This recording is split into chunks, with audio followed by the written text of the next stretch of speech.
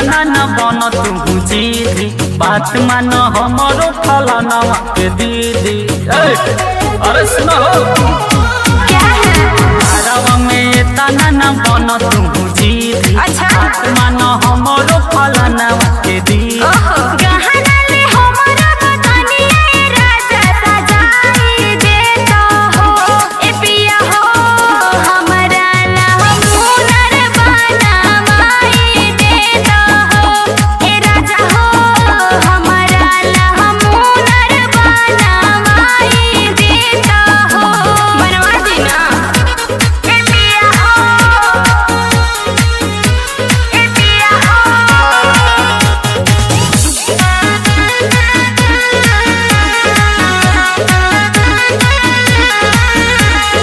मानो नहीं जब जब बतिया तो मथावा सनक जाला रानी।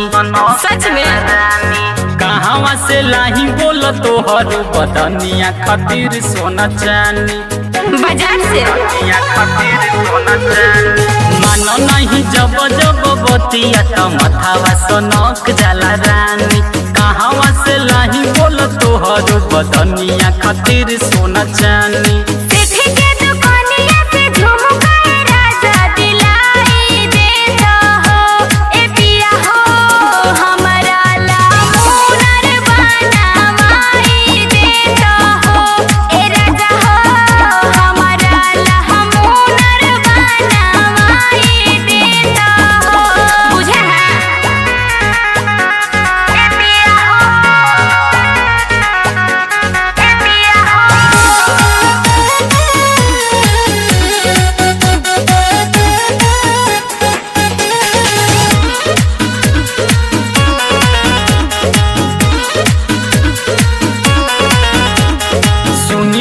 तनावा के धनिए तना तू कैलू पानी पानी, कैलू पानी पानी।